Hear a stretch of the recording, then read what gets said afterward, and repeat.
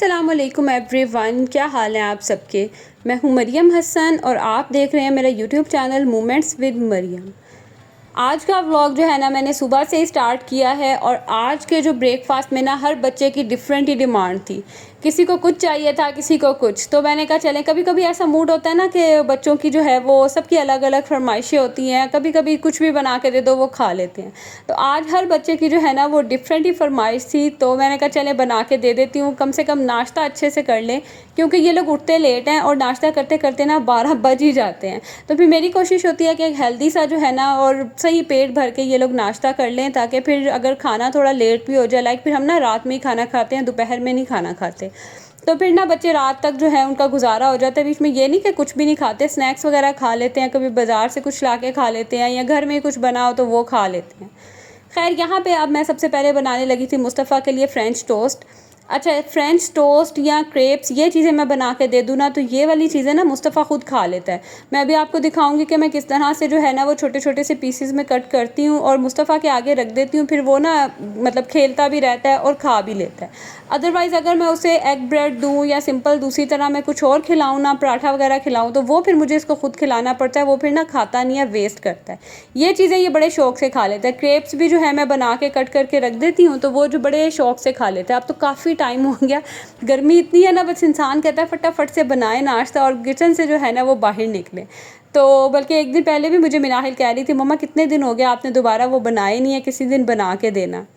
खैर, यहाँ पे मैंने मुस्तफ़ा के लिए जो है ना फ्रेंच टोस्ट बना लिए। उसको भी मुस्तफ़ा वैसे ना सबसे पहले उठ जाता है, क्योंकि उसकी जो रूटीन है ना अभी वही है कि उसने सुबह जो है वो 9 बजे 10 बजे तक उठ जाना होता है। मतलब ज़्यादा बहुत देर तक सोएगा तो 9:30 बजे तक सो जाता है। अदरवाइज़ फिर वो जब हस्बैंड मेरे जाते हैं ना तो फिर मुस्तफ़ा जल्दी उठ जाता है। और लेकिन नाश्ता जो है ना वो फिर बाकी सबके साथ ही करता है। फीडर पी लेता है तो बाद में जो है ना वो खेलता रहता है, तो फिर नाश्ता सबके साथ करता है। इसीलिए मैंने मुस्तफ़ा के लिए ना आज ज़रा अच्छे से 2 फ्रेंच टोस्ट इसी तरह सिंपल से मैंने पीसेस में कट कर देती हूँ, तो फिर ना ये बड़े शौक़ से खा लेता है। खैर, मुस्तफ़ा के मैंने जो है वो कट करके उसको दिया। उसके बाद अब यहाँ पे बारी थी शहान के नाश्ते की। उसने कहा मैंने जो है ये नमक मिर्च वाला अंडा खाना है, साथ में जो है सिंपल ब्रेड खानी है। अच्छा, मुझे ये होता था कि मैं ना पराठे वगैरह बना के दूँ ताकि बच्चे अच्छे से जो है ना वो पेट भर के खाएं, लेकिन इतनी गर्मी होती है आजकल, इतनी शदीद गर्मी है ना कि पराठे बनाने तक ना अपने ही जो है ना वो घी निकल आता है हिम्मत ही नहीं होती। तो मुझे ना बड़ा इजी लगता है कि फटाफट से जो है ना ये ब्रेड टोस्ट की और बच्चों को दे दी। बच्चे भी बड़े, मेरे बच्चे ना बहुत शौक़ से खाते हैं, तो बच्चे भी बड़े शौक़ से ये टोस्ट खा लेते हैं और मुझे भी होता है कि बस फटाफट से जो है ना ये बन जाते हैं। तो यहाँ पे शहान ने खाने था एग ब्रेड और साथ चाय पिएगा, तो यहाँ पे रेडी हो गया था शहान का नाश्ता। इसके बाद अब बारी थी हसन के नाश्ते की, और हसन मैंने आपको पहले भी बताया शामी जो है ना ये शामी कबाब बहुत शौक़ से खाता है। ये स्पेशली मैंने बनाए ही हसन के लिए हैं।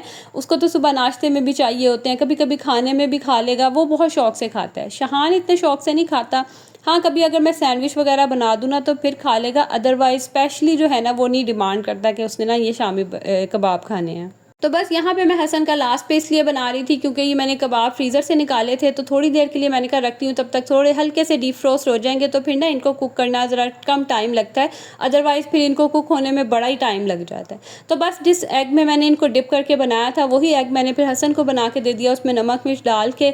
तो बच्चे यहाँ करेंगे नाश्ता और उसके बाद फिर होते हैं हमारे दिन के काम।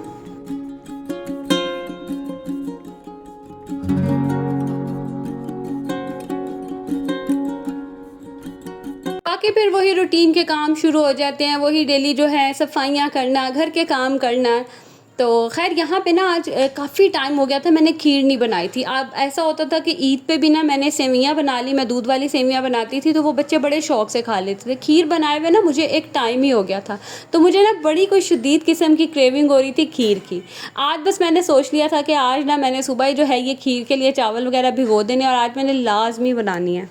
तो बस यहाँ पे जो है ना मैंने सुबह ही सबसे पहले खीर चढ़ाई, मैंने कहा उसके बाद ना मैं बाकी काम करूँगी, क्योंकि अक्सर ऐसा होता है कि आप जो कुकिंग वगैरह भी साथ शुरू कर देते हैं ना तो कभी गलती से कोई छींट वगैरह ना चली जाए, क्योंकि किचन मेरा छोटा है, बड़ा किचन होना तो फिर तो आप चीज़ें उठा के इधर उधर रख देते हैं, लेकिन ना छोटे किचन में ना बड़े मसले होते हैं। और यहाँ पर मैंने दाल भी भिगोई हुई थी, ये मैंने माश की दाल आज बनानी थी, तो छिलकों वाली दाल को ना ज़रा ज़्यादा देर भिगोना पड़ता है ताकि अच्छे से उसके छिलके जो है ना वो सारे रिमूव हो जाएँ। तो बस यहाँ पे जो है ना मैंने दाल भी भिगो दी और साथ मैंने फिर खीर भी रख दी। और आज ना कोई ऐसे कोई ढीठ चावल थे ना हालांकि मैंने इतनी देर इनको भिगो के रखा था, लेकिन फिर भी जो है ना वो सही से मतलब हो ही नहीं रहे थे। और मुझे था कि बाद में मुझे अफसोस हुआ कि मैं ना हल्का सा इनको ग्राइंड करके डाल देती तो ये जल्दी कुक हो जाती। खैर इससे ये हुआ कि ज़रा खीर अच्छे से पक गई और थोड़ी सी ब्राउन हो गई, लेकिन बहुत मज़े की खीर बनी थी। और ये मैं आपको टिप दे दूं कि हल्का सा आप इसमें अगर ये मदानी चला देना तो बड़े अच्छे से जो है ना वो चावल बिल्कुल बीच में मैश हो जाते हैं और बड़ी जो है ना वो स्मूथ सी खीर बनती है। तो अच्छा खासा टाइम पकाने के बाद फाइनली जाके कोई खीर हुई रेडी। और मुझे इतनी को क्रेविंग हो रही थी ना खीर की, हालांकि अक्सर ऐसा होता है कि मैं खीर बना तो लेती हूँ लेकिन मुझे मिलती नहीं है, मैं खाती बहुत कम हूँ। अच्छा यहाँ मैं आपको एक टिप दे दूँ, बिल्कुल लास्ट पे जब खीर बिल्कुल डन हो जाए ना तो थोड़ा सा इसके अंदर 1 चम्मच के करीब आप देसी घी डाल दें। बस इसको अच्छे से मिक्स करें और फ्लेम ऑफ कर दें। इससे इतना मज़े का इसका टेस्ट आता है, बिल्कुल भी बीच में फ़ील नहीं होता कि आपने देसी घी डाला हुआ है, लेकिन खीर का जो टेस्ट है ना वो बड़ा अच्छा हो जाता है। खैर यहाँ मैं आपको बता रही थी कि अक्सर ऐसा होता था कि मैं खीर बनाती थी ना तो मैं जो लास्ट पतीली में बच जाती थी ना वही खाती थी। मतलब मेरा दिल नहीं करता था खाने के बाद बनाने का। लेकिन ये वाली जो खीर है ना ये मैंने खुद भी बड़े शौक़ से खाई। और मैं जब भी खीर बनाती हूँ ना मैं सब बच्चों की जो है ना सेपरेट बाउल और ये जो प्यालियाँ होती हैं ना ये फिल कर देती हूँ और बस बच्चों को बता देती हूँ कि उनकी जो है ना वो कौन सी प्याली हैं। तो फिर ना लड़ाई नहीं होती है हमारे घर में कि इसने में ज़्यादा खा ली इसने कम खा ली, क्योंकि मेरे सब बच्चे जो है ना वो बहुत शौक़ से खीर खाते हैं सिवाय मिनाहिल के। जैसे मैंने आपको पहले भी बताया कि मिनाहिल ना दूध की बनी हुई चीज़ें बहुत कम खाती है, बहुत ही कम। तो खीर तो बिल्कुल भी कह लेना कि उसने पास से भी नहीं गुजरना होता। बाकी सब बहुत शौक़ से खाते हैं। तो मैंने यहाँ पे सब बच्चों की सेपरेट जो है ना ये प्यालियाँ बना ली थी। बाकी जो बाउल में है एक मेरे हस्बैंड का, क्योंकि वो भी बहुत शौक़ से खाते हैं, और एक मैंने फिर एक्स्ट्रा बना लिया था। और बस ये था मेरा आज का व्लॉग। अगर आज का व्लॉग भी आप सबको अच्छा लगा तो please don't forget to like share and subscribe. मिलूँगी अगली वीडियो में। अल्लाह हाफिज़।